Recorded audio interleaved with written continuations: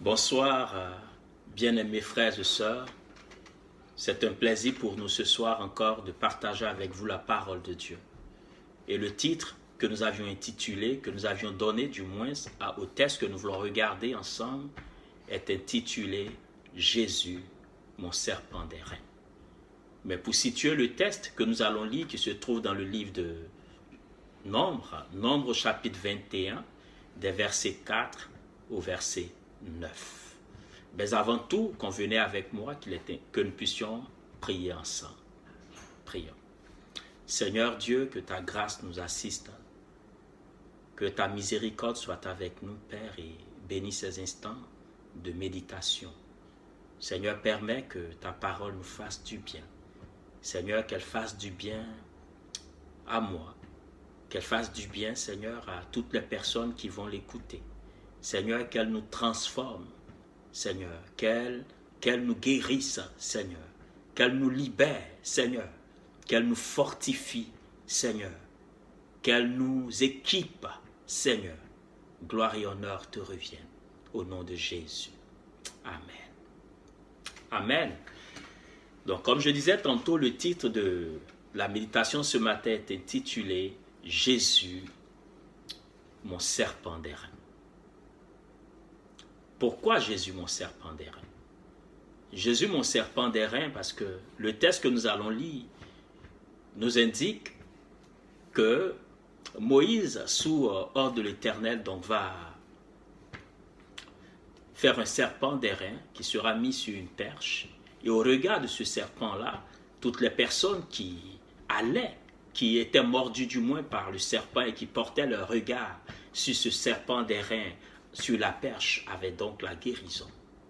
Et la Bible nous déclare dans le livre de Jean 3, à partir du verset 14 aussi, comme Moïse éleva le serpent d'airain dans le désert, Dieu aussi a élevé Jésus à la croix pour nous, afin que lorsque nous portons nos regards sur Jésus à la croix, nous puissions avoir la vie éternelle. Donc Jésus est mon serpent d'airain.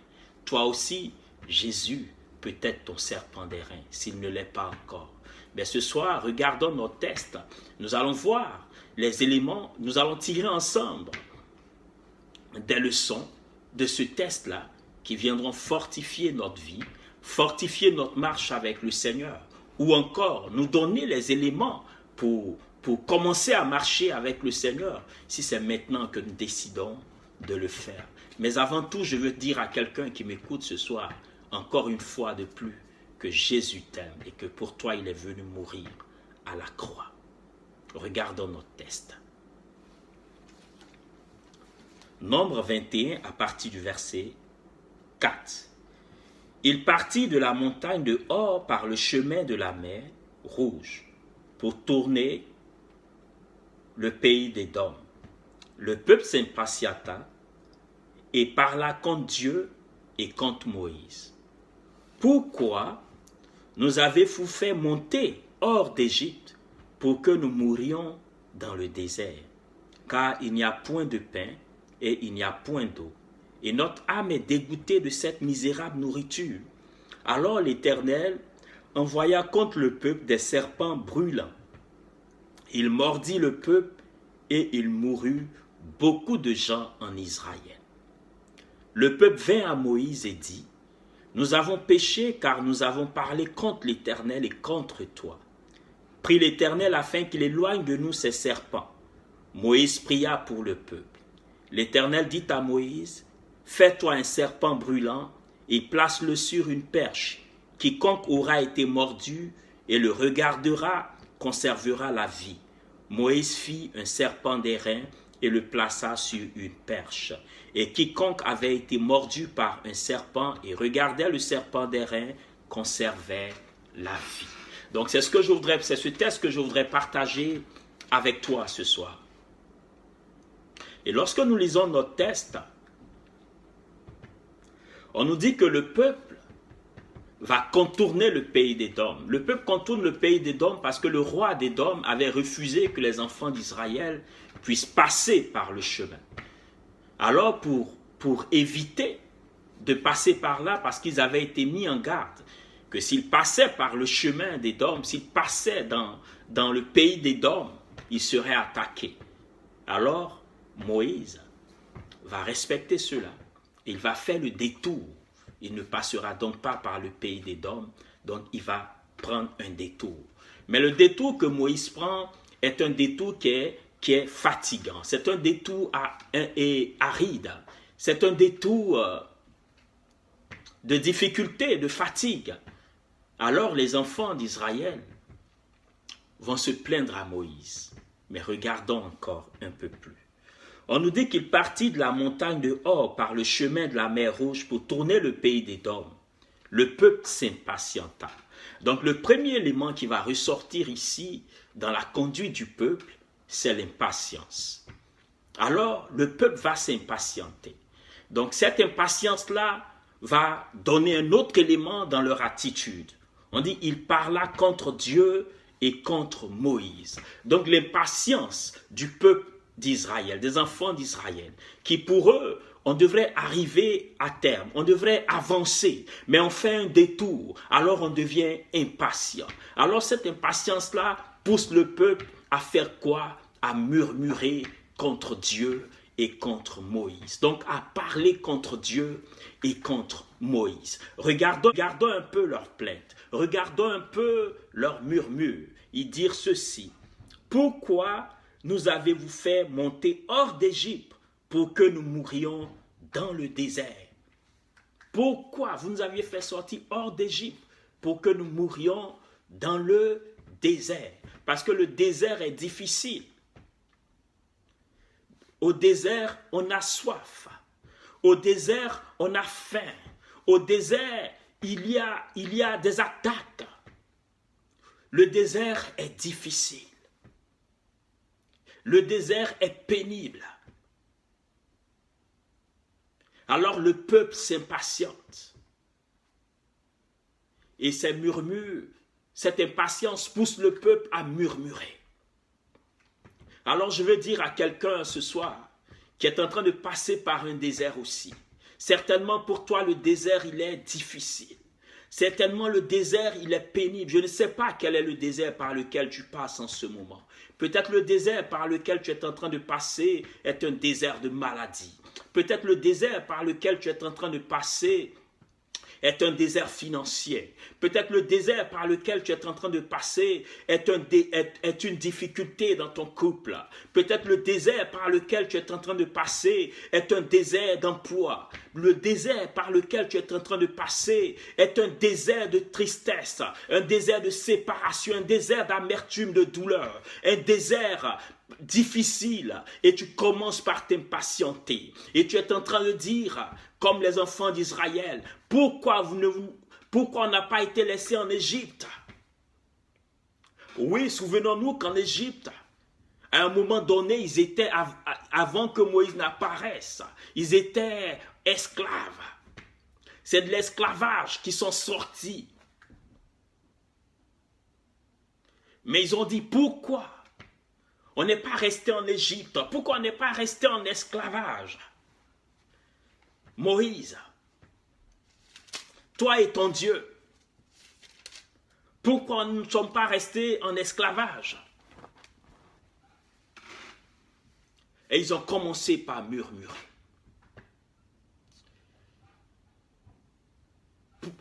En Égypte, on avait la possibilité, quand bien même qu'on souffrait, quand bien même qu'on était en esclavage, mais chacun avait un petit chez soi. Chacun pouvait, dans la douleur, manger un petit quelque chose. Chacun, dans la souffrance et dans la douleur, pouvait prendre soin de son fils. Mais nous sommes dans le désert. Que va-t-il nous arriver? Ils avaient certainement oublié, la mémoire de l'homme est tellement courte, oublieuse, qu'ils avaient oublié qu'ils ont pu passer la mer Rouge. Ils ont pu oublier que par le rocher, l'eau est sortie. Ils ont pu oublier que Dieu marchait devant eux pendant la journée et pendant la nuit, le Seigneur était avec eux. manifestant sa présence par la nuée et par les langues de feu. Oui, ils ont commencé par murmurer. L'impatience avait envahi leur cœur. Nous aussi, nous arrive des fois dans le désert d'être impatients. Il nous arrive de parler contre Dieu. Jusqu'à quand? Il nous arrive de murmurer contre Dieu. Oui, le désert est difficile, certes. Mais l'impatience a fait en sorte qu'ils avaient oublié la puissance de leur Dieu. L'impatience a fait en sorte qu'ils avaient mis de côté la délivrance que pouvait apporter leur Dieu. Et ils voulaient retourner encore en esclavage. Ils se souvenaient de l'esclavage qui était difficile. Combien de fois n'avons-nous pas crié à l'Éternel pour qu'il nous fasse sortir de situations et dans le chemin de la gloire, dans le chemin de la victoire, nous regardons encore en arrière pour dire mais on aurait dû rester parce qu'on devient impatient. Parce que la victoire est impatiente. Nous sommes impatients quant à toucher la victoire. Il nous dit par la suite, car il n'y a point de pain, il n'y a point d'eau, et notre âme est dégoûtée de cette misérable nourriture. Oui, notre âme est dégoûtée de cette misérable nourriture. On mange toujours la même chose, c'était la manne. Oui, notre âme est dégoûtée, on n'a pas d'eau. On a épuisé certainement la fatigue physique. La fatigue spirituelle aussi était là. Oui, le désert est difficile. Mais le désert ne devrait pas nous amener à oublier les bienfaits de Dieu dans nos vies. Mais pendant que nous passons par le désert, souvenons-nous des bienfaits de Dieu dans nos vies. Et à ce cantique qui dit de compter les bienfaits de Dieu. Compte les bienfaits de Dieu quand le ciel s'assombrit. Alors en comptant les bienfaits de Dieu, nous nous attendions. Nous avons la patience de voir sa main se manifester, sa gloire agir dans nos vies. Oui, le désert peut être difficile, mais prenons garde de ne pas murmurer contre Dieu, car il nous conduit dans la victoire. Alors les versets 6 nous dit, alors l'Éternel envoya contre le peuple des serpents brûlants, il mordit le peuple et il mourut beaucoup de gens en Israël. Donc la conséquence des murmures, du péché, parce que le murmure, quand Dieu est un péché, donc la conséquence de cette désobéissance-là, c'était la morsure des serpents. Certainement, quand il marchait dans le désert, le Seigneur, par sa puissance, retenait ces serpents brûlants-là. Le Seigneur faisait en sorte que tous les animaux dangereux, tout ce qui pouvait être touché à leur vie, étaient retenus par sa puissante main. On dit alors l'Éternel envoya contre eux, contre le peuple, des serpents brûlants. Alors les serpents brûlants viendront pour s'attaquer, pour mordre les enfants d'Israël. Et il y avait des morts en cascade. Parce qu'ils avaient fait une ouverture.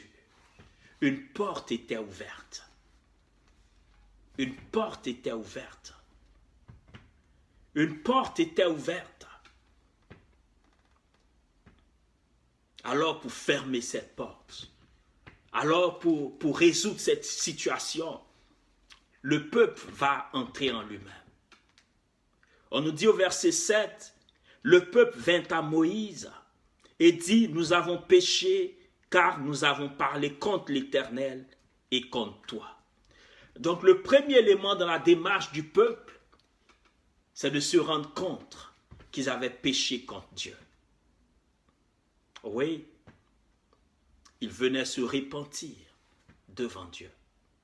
Oui, nous avons péché contre Dieu et nous avons péché contre toi. Donc ils vont reconnaître leur péché. Ils vont reconnaître qu'ils se sont égarés. Ils vont reconnaître qu'ils se sont éloignés de Dieu.